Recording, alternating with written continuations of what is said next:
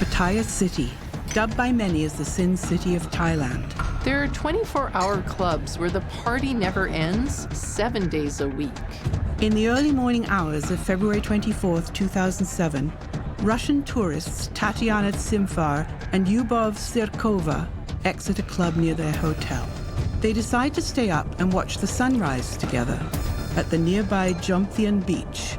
But now they've caught the attention of someone lurking in the shadows, and he's not friendly.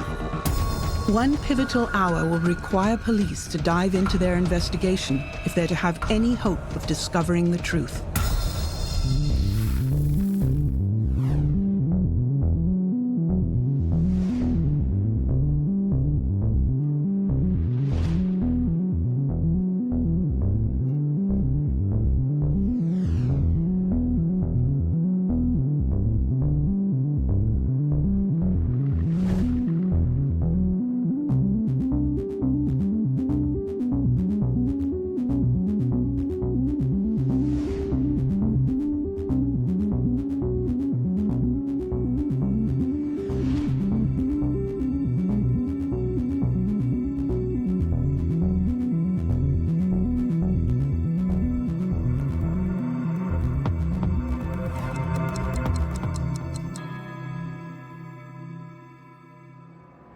When any murder takes place, it is a tragedy, no matter who, where, or when. When a double homicide occurs, the tragedy compounds, leaving everyday people wondering, why? In this case, two young women are struck down in the prime of their lives while on a beach vacation. The question remains, what motivated someone to do such a thing? On March 3, 2007, officers are led to a pond outside an apartment by an informant who claims this is where he disposed of the gun used in the shooting. The eyes of the world are watching this investigation. Will investigators find what they're looking for, or come up empty-handed? A city that thrives on tourism needs people to believe that they'll be safe there.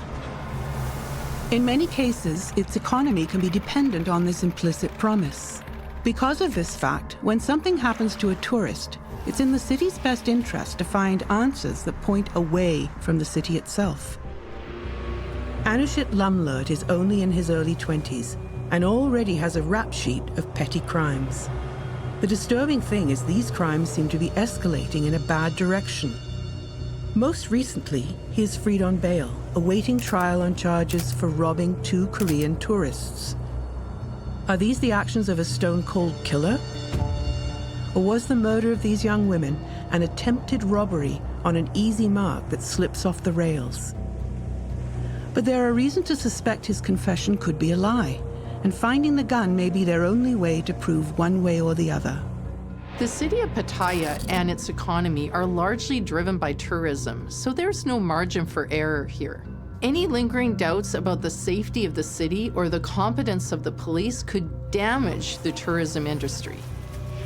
What was once known as a quiet fishing village has in recent decades seen a boom in tourism, boasting a number of high-end resort hotels, high-rise condos, and shopping malls. There are a number of historic sites and holy places that pay homage to Thailand's rich traditions, such as the Sanctuary of Truth, a wooden temple-castle hybrid, ordained with carvings from Thai, Hindu-Buddhist, Chinese, and Khmer influences.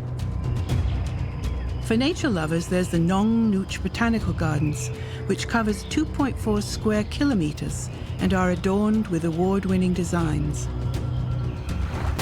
Investigators will have to wade into the murky waters of the river. They know that finding the murder weapon will not be easy.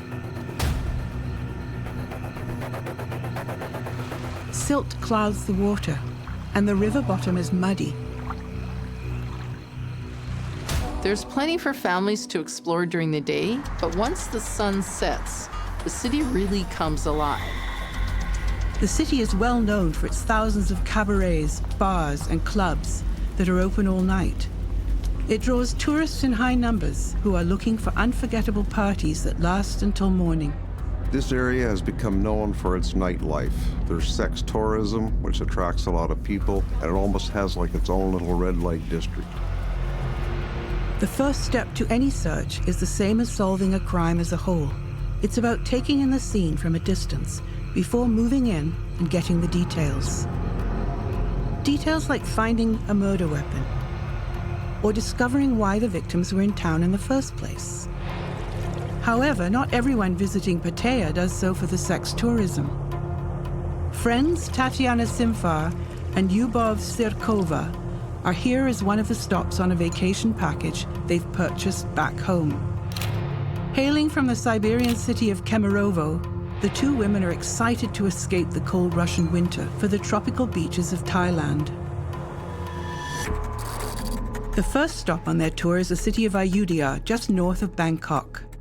Tatiana and Liubov have rented motorcycles. They spend 3 days touring the ruins and temples before heading to Pattaya to enjoy the city's nightlife. Two women arrive in Pattaya on February 16, 2007. There are 24-hour clubs where the party never ends, 7 days a week. Here, it feels like they're a million miles from the cold of a Siberian winter. The tropical air is warm, and the city is alive. They go out clubbing, in search of the best party. They're both very attractive.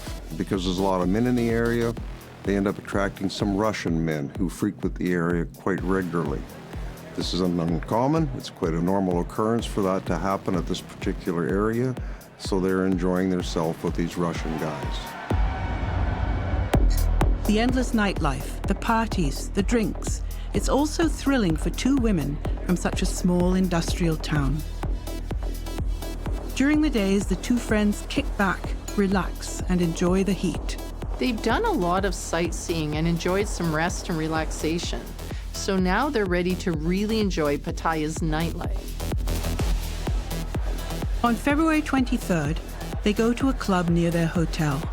It seems wherever they go, they draw attention. But not all of it is welcome. No matter where they are, these areas are dangerous for young women. Men are often there for sex, and they become pushy and sometimes aggressive in trying to find it.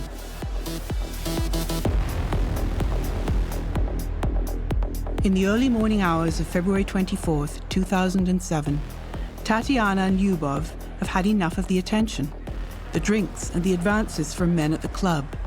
They decide to head in the direction of their hotel. They're not quite ready to call it a night, so along the way they pick up some cigarettes and a bottle of alcohol to enjoy on the beach. They set up camp on the beach and share a nightcap as they look up at the stars, chatting about their adventures so far and looking forward to the days to come as they await the sunrise. Eventually they begin to tire, their conversation reduced to intermittent comments. Until yawning, they both sit quietly. It shouldn't be much longer now. They've turned a lot of heads during the week they spent in Pattaya, but now they've caught the attention of someone lurking in the shadows, and he's not friendly. This would look like an easy mark. They appear to be asleep. Their valuables are laying on the table, out in the open, free for anyone to take. The man approaches quietly, careful not to alert them. And though they're very nearly out cold, instinctively Tatiana jolts awake. She seems to sense that something is wrong. She turns around and there's a man standing behind her. Liubov senses him too and turns to look. The women scream as the intruder pulls a gun. This is the weapon police are looking for, a Chinese-made 9mm pistol. It's imperative to their investigation that they find it and link it back to the killer. Each gun is unique. It tells a story, especially once it's fired a bullet. The ballistics can be traced through the bullet, through the markings on the shell. It also can tell you something about the owner, who bought the gun. There could be fingerprints or gunfire residue on his clothing or hands. These are all things that have to be checked ASAP and are done usually through forensics or by some witnesses. There's evidence that this gunman might have ties to organized crime, and finding the murder weapon will help prove that theory. But for now, the gunman acts alone. There's nowhere for the women to run. They're caught in a hail of bullets. Their vacation in paradise cut short just as the sun rises. In the last few decades, Pattaya City has seen a boom in tourism. With its white sandy beaches, 5-star resorts, and immaculate golf courses, it's easy to see why. But those aren't the only reasons. Pattaya is dubbed by many as the Sin City of Thailand. It's a hedonistic paradise catering to all tastes, where prostitution is illegal, but law enforcement generally looks the other way. Russian friends Tatiana and Liubov save up to enjoy the beaches, sights, and endless nightlife. But their dream vacation becomes a nightmare when they become the target of a gunman. On March 3, 2007, officers begin their search of the pond, where an informant claims to have tossed a handgun used to kill Tatiana and Liubov. But the pond is large and the water is murky, with plant life and garbage. The clock is ticking, and investigators are desperate to recover the murder weapon. So far, they're coming up empty-handed. 1 week earlier, the two friends are sitting on the beach, awaiting a sunrise, when they're gunned down from behind. They never really had a chance. As soon as they were aware of this individual standing behind one of them, he opened fire, killing both of them. The whole thing happens very quickly. He shoots Tatiana through the back, killing her instantly. As Liubov turns to face him, he shoots her in the arm and then turns around and fires 3 more shots into her abdomen, killing her. It would appear there are no witnesses in the area at the time. This individual obviously panicked for some reason, apparently, or just fled the scene. However, the gunshots would have attracted someone's attention. In fact, someone has heard the gunshots. Nearby, a hotel security guard is alerted by the shooting and heads in the direction of the sound. A security guard is hired to protect premises or people. Usually they don't have to interfere in gunfire.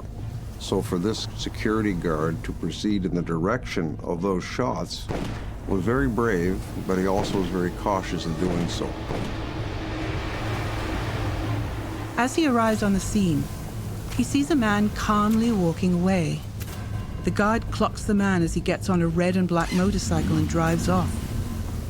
For all he knows, this man is a bystander, looking to flee the area at the sound of danger. The guard surveys the area. He sees the two women slumped at the table and assumes they're sleeping, but that's not the case. He calls out to the women, but when he doesn't get a response, he goes closer to investigate. And as he approaches, he notices the blood. He checks their vital signs, but he's too late. Both women are dead. He calls police to report a double homicide. He does the absolute right thing. Once he recognizes it as a crime scene, he calls the police and protects it until their arrival. The worst thing you could do at a crime scene like this is rush into it, start moving things around. If it's obvious that these two people are deceased, once he has checked for signs of life, you don't move the bodies, you don't touch anything. Life is important. You check to see if they're alive, you would call for medical attention. He obviously has sufficient training to do that. So what he does is protect it as an active crime scene, which gives the police a little bit of a chance to get evidence. As the investigators begin their search, they realize that their own efforts to find the murder weapon are stirring up more silt and mud, making their job more difficult. News in the area travels fast that there's been a shooting. Press arrive on the scene, hoping to get an exclusive shot. Since it's 2 foreign tourists who are killed, reporters are hopeful a story like this could make international news. It's just the kind of thing authorities are hoping to contain. As these officers are the first responders on the scene, they check the victims to see if they display any vital signs. This only confirms what the security guard has already told them. Both women are dead.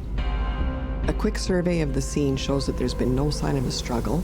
There's no weapon found in the immediate vicinity. The investigators' best hope is that the security guard saw something that can help lead to an arrest.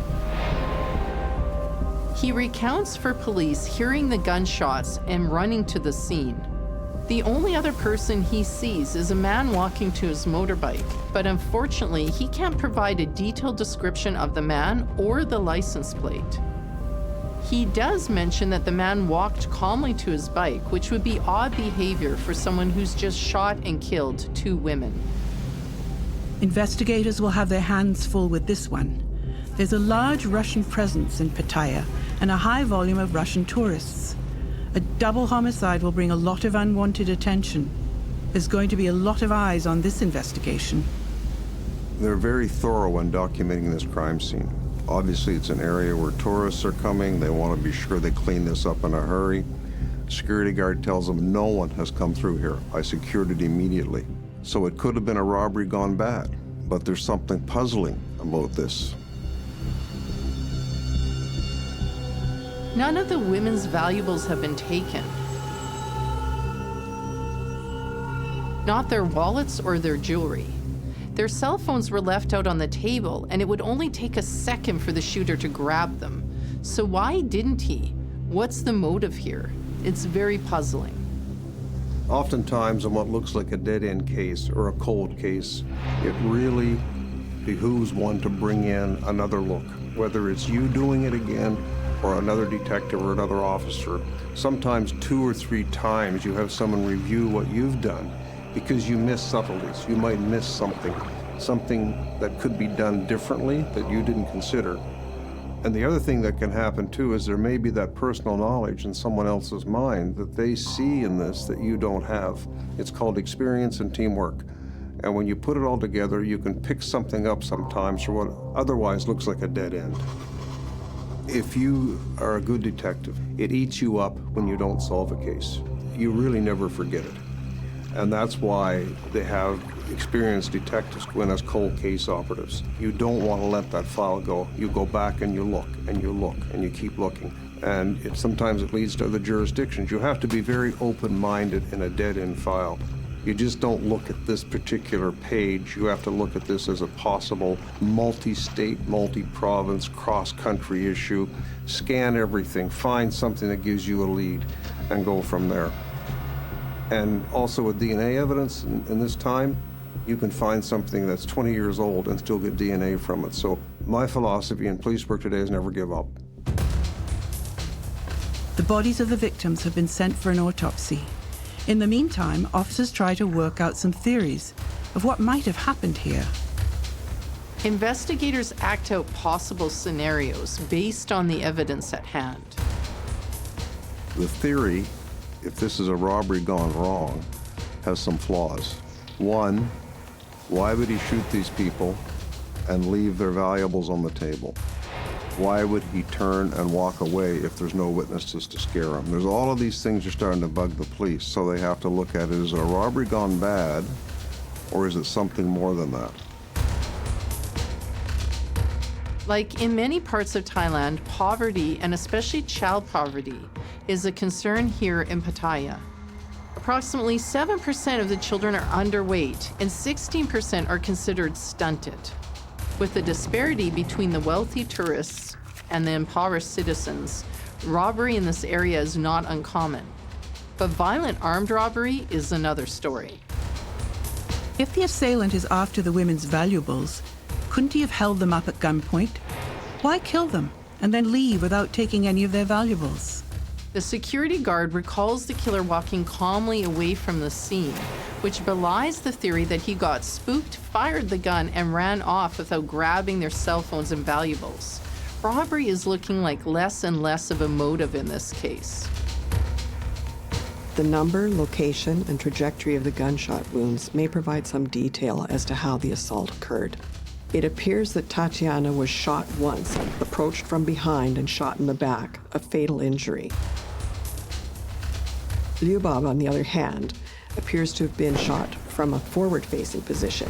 This means that the killer would have had to circle around quickly and fire 4 more shots until she was dead. The questions remain. Why did someone do this? And where is the murder weapon? In the early morning hours of February 24th, 2007, Russian tourists Tatiana Tsimfer and Liubov Svirkova are shot at close range while awaiting the sunrise on the beach. The pair of attractive tourists have caught the attention of several men. Police can't find anyone with motive to kill them. But as police begin looking at a possible connection to the Russian mob, this random double homicide starts to look more and more like a planned hit. In the Russian world, organized crime is one of their big business. There's a lot of internal hits and assassinations, both internally and externally in the Russian community. They don't tolerate any misbehavior, much like the old Italian mafia. You mess around, you're dead. And that's probably because of the crime element in that community, the Russians being a predominant group. The police are probably looking at, A, is it a robbery, or B, was there something more involved? Or these prostitutes, were they murdered because they failed to pay up or failed to do the job? All these things have to be put on the table and sorted out. There's many things have to be looked at in these type of communities, these sin cities, so to speak. One thing is certain. If investigators hope to get to the bottom of this double homicide, they're going to need to get their hands a little dirty. While the idea of a professional hit may seem far-fetched at first, you have to consider that the two victims are Russian, and there's a strong Russian mob presence in Pattaya.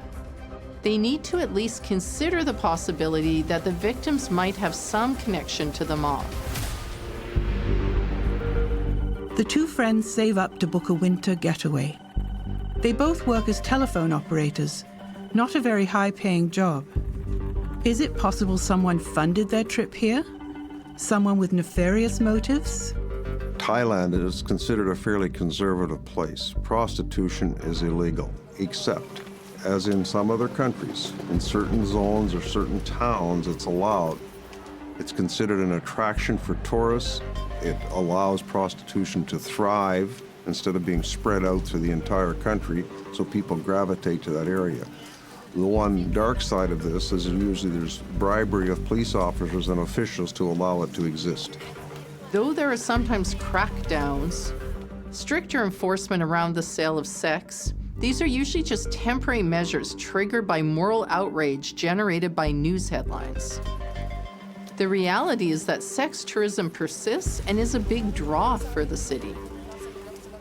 A recent survey showed that approximately 8.5 million foreign tourists visited the city. That's a lot of tourism for a city with a population of under 200,000.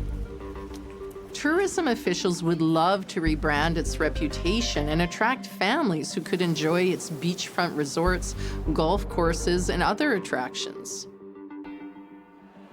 Could it be possible that the victims are involved in prostitution or other illegal activities with the Russian mob? And if so, what went wrong and who had them killed? It's a theory that investigators will need to explore, wading further into the underbelly of the city. Police continue their search for the murder weapon, but as the minutes tick by, the crowd they're attracting grows in size. They can't afford to be anything but absolutely thorough. Investigators need to paint a better picture of who the victims are.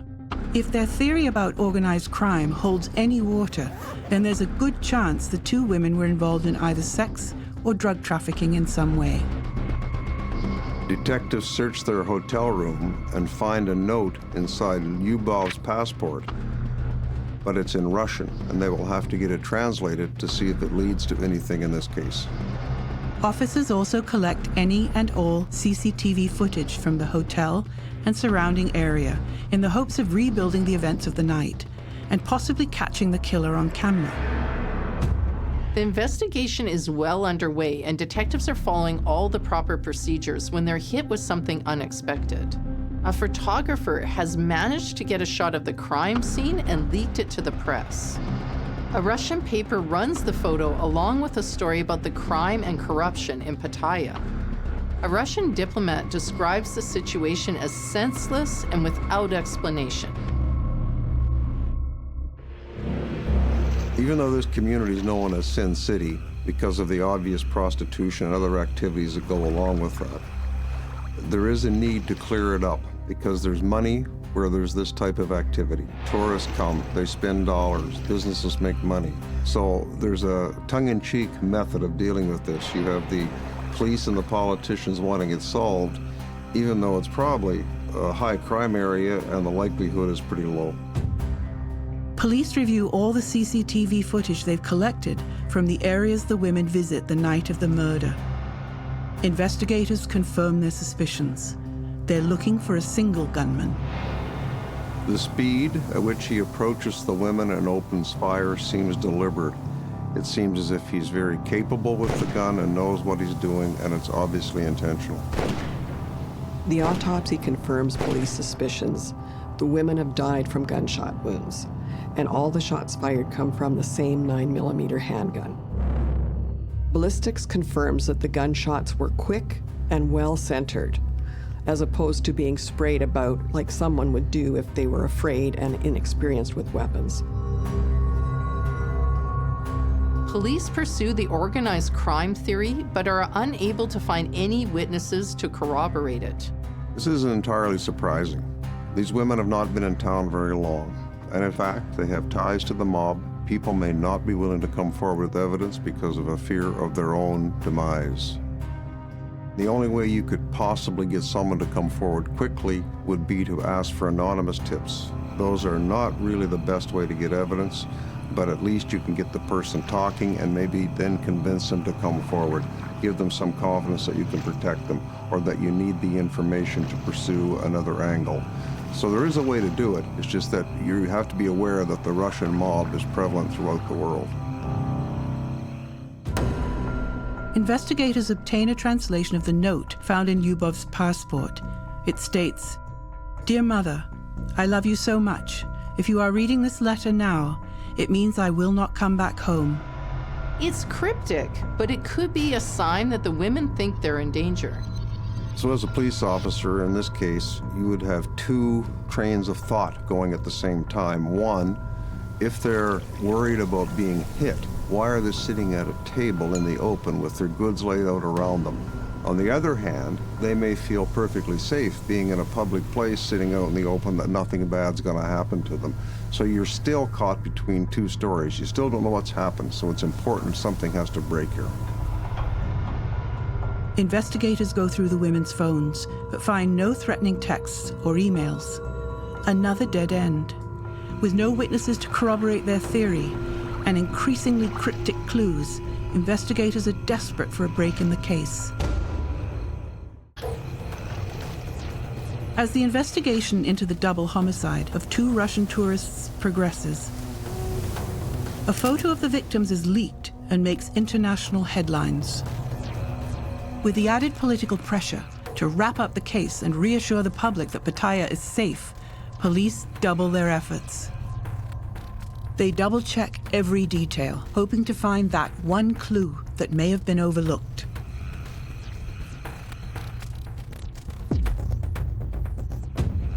The search for the murder weapon is still ongoing. Investigators grow frustrated with the lack of results and question their informant. Is he leading them on a wild goose chase? He assures them he's not. No one is leaving here until the gun is found. With a lack of leads in the investigation, detectives once again interview the security guard who arrives first on the scene. He confirms that the motorbike he saw is red and black, and he identifies the make as well. This is a pretty common bike in Thailand, so without the license plate, it's a pretty flimsy lead. But the mood in the room changes when he says that he could identify the man. A sketch artist is brought in. Police now have a sketch of the man's face. They have CCTV footage showing his height and build, but they still don't know who he is. So they issue a $3,000 reward for any information to come forward.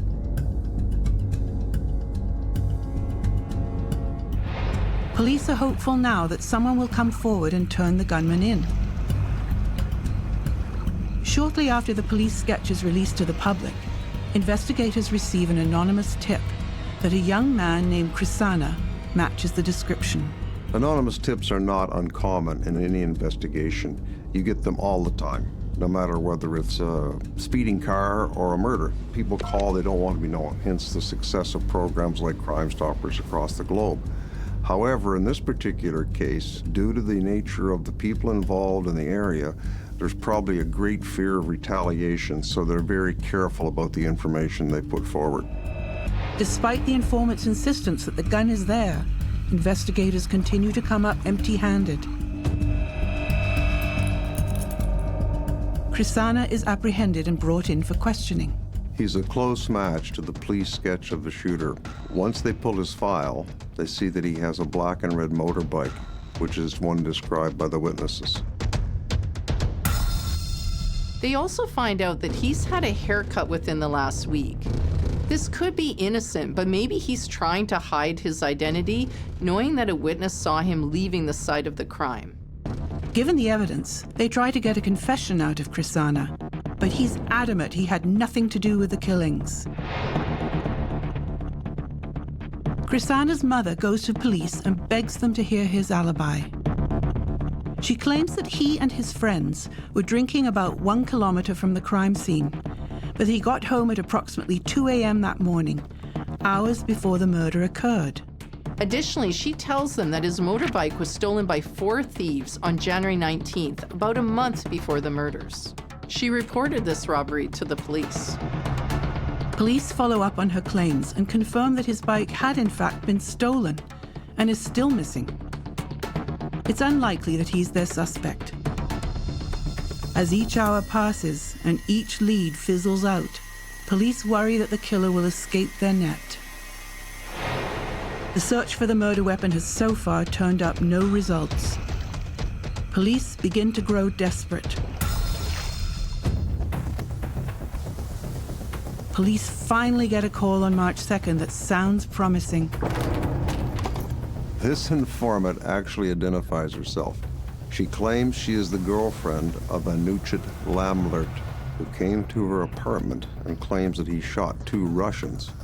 She became concerned that this would come back on her if she protected him or didn't put the information out there, and decides to call the police with the information. Police go to the address she provides in the Russia district and find Lamlert in an apartment there. Police also find his motorcycle, one that fits the witness description exactly. Lamlert is arrested and brought in for questioning. Officers pull up Anuchet Lamlert's criminal record. He's got quite a rap sheet. He's had several arrests in the area for stealing from tourists, taking money from them, etc. With his criminal history, you have the physical description, the police sketch, the witnesses' reports, and his girlfriend's testimony. The police think they have their guy. After nearly 3/4 of an hour of scouring the pond, detectives may have found something at last. Officers go into the interrogation expecting resistance, but with the body of evidence they have against Lamlert, they're confident they can get him to talk. It doesn't take them long. Lamlert can see the case against him, and he realizes his best chance is to confess and ask for leniency. At last, police pull the 9mm handgun from the swamp. It's a moment of great relief. Officers have Lamlert's confession, but they're still not satisfied. Though he denies it, they believe that the killing is linked to organized crime. He claims that he only intended to rob the women, but got spooked when they saw his face and shot them dead. The problem with Lamlert's claim doesn't match the facts. With the speed in which he attacked them, the disappearance very quickly, the police still believe this could have been a premeditated murder. Lamlert's criminal history shows that he's stolen from dozens of tourists over the years without a single violent incident. So why resort to violence now? Did someone pay him to kill these women? Police receive another anonymous tip that one of the women had an affair with a Russian businessman, and that his wife, worried about losing her husband, paid to have the women killed. It's an interesting story, but as police investigate this claim, they find it as absolutely not true that Lambert was part of this. Given how fast, effective, and fatal Lambert is with a weapon, they continue pursuing the theory that he's a hired gun. Detectives show the recovered gun to their informant, who confirms that this is in fact the murder weapon. With no obvious ties to organized crime, investigators are beginning to wonder if perhaps Lambert is telling the truth. Did he act alone, or is he lying to cover up a bigger conspiracy?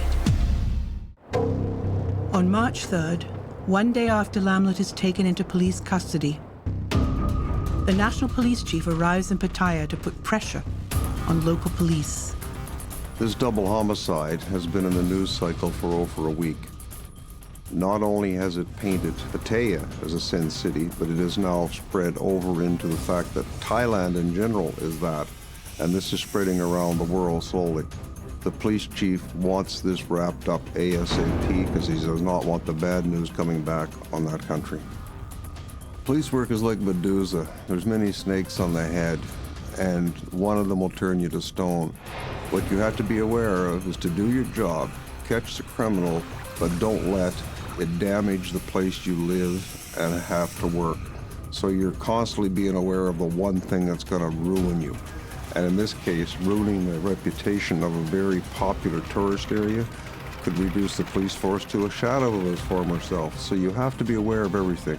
There's like many tentacles on this beast. He wants to make an example of this case, and having Lambert isn't enough. He also wants Lambert's accomplices, anyone who had anything to do with this crime. With pressure coming down from the national level, police turn the screws on Lambert in an effort to find the murder weapon. He's already confessed to murder in the hopes of receiving some leniency, and fears that unless he cooperates fully, it could make things worse for him. So he gives up the name of the friend he sold the gun to, a fellow named Tina Korn. Investigators speak to Tina Korn, who at first denies buying the murder weapon, but police are in no mood to waste any more time. Finally, he admits that he bought the gun, but he claims that Lambert was supposed to buy it back. When he doesn't, he's just claiming he's holding it for a friend. This is a story that police hear all the time. That's usually false. So what he does when Lambert doesn't buy the gun back is takes it and throws it in a nearby pond. Police finally have the murder weapon that Tina Korn buys from Lambert and throws in the pond. For his role in this, Lambert's friend will also be charged. The National Police Chief wants to make an example of anyone who was involved in this crime and will punish them to the full extent of the law. Tina Korn is brought in and questioned by police about his relationship to Lambert. He admits that Lambert is an amphetamine addict who often boasts of his unusual behavior and criminal activity while high on drugs, such as shooting at passing vehicles without reason. If this is true, then it would demonstrate that Lambert has experience with firearms and is willing to use them indiscriminately. Tina Korn is charged with unlawful possession of a deadly weapon. Police make a third arrest in the case, the owner of the motorcycle, Monthol Bunmi. They charge him with withholding information about the murder. The National Police Chief isn't joking when he says that anyone connected to Lambert is going down. On March 4th, police take Lambert back to the scene of the crime to reenact the shooting. It's a media circus, and there are all kinds of members of the press along with 100 police officers. Though it is a common practice here to have suspects reenact their crimes to see if the details match up, the sheer amount of press and police here show just how high profile this case is. He acts out the crime over and over, demonstrating what he did. It takes over an hour to do the demonstration, even though it took a matter of seconds to commit the crime. Afterwards, the press interviews several individuals involved in the case, including the National Police Chief, who confesses that while some progress is made in arresting the culprit, he remains unsatisfied. The profile of the confessed crime does not seem to fit, raising the possibility of other motives and more culprits. When they interview Lamlert, he tells them that he was intoxicated, then got startled and shot the women while trying to rob them. He denies any allegations that he was hired to do it and says he has no prior connection to the women. In the days following, General Piriapino expresses his skepticism about Lamlert's confession, stating that it could be seen from the reenactment that he was skilled with a firearm. He shot like a gunman without touching the victim's belongings. It contradicted his confession. The general wants investigators to dig further.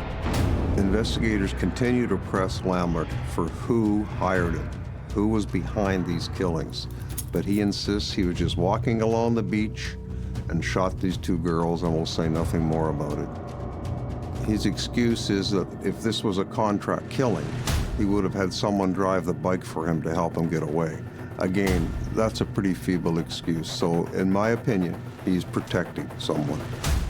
In spite of their best efforts, investigators are unable to find anything linking Lamlert to organized crime. The case goes to trial with Lamlert as the only defendant.